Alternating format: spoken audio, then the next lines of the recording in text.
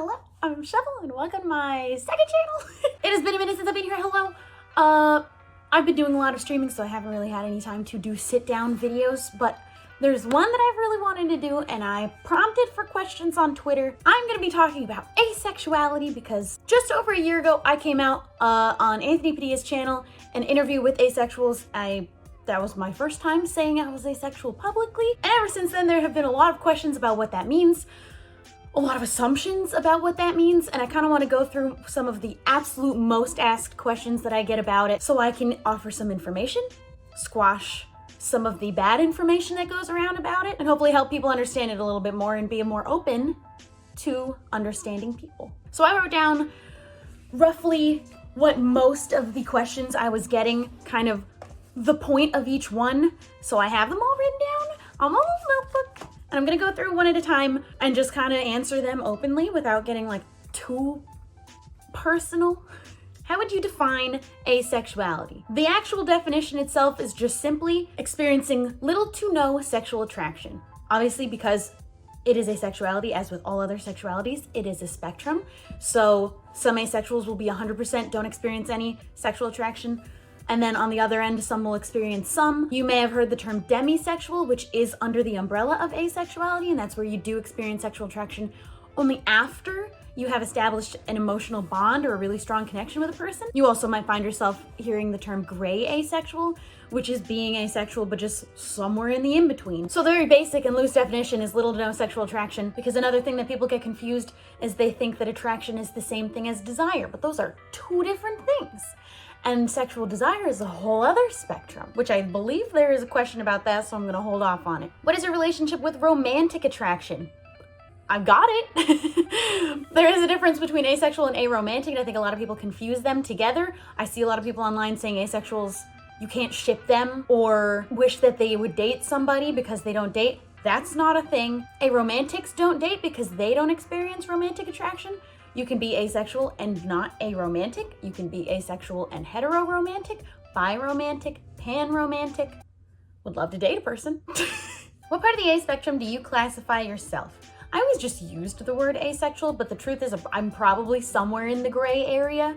I like to just use the term because it gets me to get to talk about it because people ask questions. But I think I'm somewhere in the gray area. I don't really feel the need to label it any further beyond asexual. And whatever that means for me is only ever necessary to be a conversation with the person I'm interested in. Yeah. Come here. Do you want to be in my video? Oh, she said no. How does dating work? Do you consider your dating life harder or different? I mean, dating, in my opinion, at least for me, but everyone else's experiences are always going to be different, hasn't been much different. The only thing that it ever will maybe change is that there is more of a conversation about certain things, but in every relationship, certain things should always be a conversation about where your comfort lies. So I don't find it any different because I think that those are conversations that should be happening anyway. And the only time that it's ever affected me in a relationship is when they didn't understand where I was coming from, no matter how much I was trying to explain it. They never didn't want to date me because I was asexual. They only didn't want to date me because of what they assumed that meant, but they never gave me a chance and never tried to understand. So as long as you're open and willing to understand, I don't find it to be that difficult. And when they don't try to, can asexuals take part in sexual activities but still not be sexually attracted? Yes.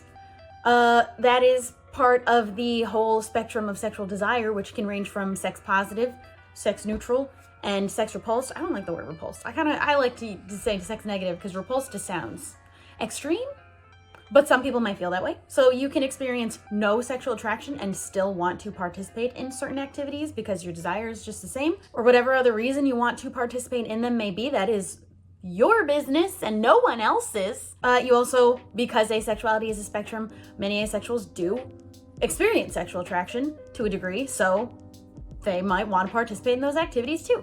That's why it's always going to be a conversation. We are not all going to be the same. Your interest in something doesn't have to disappear just because the attraction isn't there, and there is, for many, a degree of attraction. So it always is going to need to be a conversation to understand, which is why you should never write off an asexual for dating, because you don't know what that means or what that looks like. Has it affected your desire to have relationships? Nope. still want them. So I still want all this stuff. I want all of the things that come in a relationship. I want all of the romance, all of the intimacy, all of the fun things, and including all of the hard things. I am just the same as anyone else going out there wanting to find a romantic partner. A partner for life. If you're aromantic, that's where you wouldn't be looking for that. But that is its own whole spectrum. Romantic attraction is its whole own thing. And I have always just said, as of right now, what I would say is I'm probably hetero-romantic, but I'm also a person who's open for things changing. So what is the difference between gray asexuals, asexuals, and demisexuals? We touched on this a little bit. Asexuality, just the word by itself, is such a big, vast arrangement of people. So it is only in itself meaning little to no sexual attraction. Gray asexual is the spectrum in between, wherever you might find yourself, more on one end, more on the other end being allosexual, people who do experience sexual attraction. And demisexuals are in need of that bond first before they may experience those feelings. Have you ever felt like something is wrong with you? Yup. I always refer to myself as broken. It felt like something was off. I didn't work like other people. Didn't know how to fix it. Had some people that thought they could make me do things that would fix it. Not cool. But I know now that there is nothing wrong with me, and that's why I want to do these interviews, talk about it all the time. I talk about it on stream a lot, do this Q&A, so that other people know that there is nothing wrong with you. How did you know you were asexual? How were you so sure? How did you differentiate that with being sex repulsed or just scared or uncomfortable? How did I know? I always knew there was something different. I didn't have the same interests in certain things at certain ages that other people did, because there was a missing link for me and I needed to know what that was before I would ever explore something I wasn't comfortable with, especially with people I didn't understand me and I didn't understand me. So I needed to get that first. When I found the word asexual and I started diving into the forums online about it, I really started connecting with a lot of the things people were saying, and it made me finally feel like I wasn't just a person who had something wrong with them. There were lots of other people and it was normal to feel this way. It's just its own sexuality that exists. And I felt sure because I always knew it wasn't something else. It wasn't a choice. It wasn't religion based. It wasn't how I was raised. I was always like that. And just deep down inside myself, I'm sure. I don't have any doubt. I have no doubt in my mind. That can take a lot of time. I think that took me years to really feel like that's what this is. And you can take your time figuring that out too. How did you differentiate that with being sex repulsed or just scared or uncomfortable? I will say I am not repulsed. And I am uncomfortable. I always knew I needed to get to a certain level of comfortability with a person before I could explore certain things, but it's also a matter of a choice of wanting to do those things with a partner, regardless of the attraction being there or not, or waiting to get to that point of having attraction. But sharing certain things with a person is something that many asexuals desire and want to do, and it won't be ever because they feel like they have to, hopefully. You should never do anything because you feel like you have to. But a lot of people are just uncomfortable with certain things, and that doesn't necessarily make them asexual either. So it is a lot of self-discovery that you have to go on. And I can't help with that, unfortunately, except for sharing my experiences and hope that that helps you in your journey. How has it been being publicly asexual? Ooh, I don't regret ever coming out publicly as asexual, not at all. I know that I have helped so many people in doing it, and every day that I talk about it, I help even more.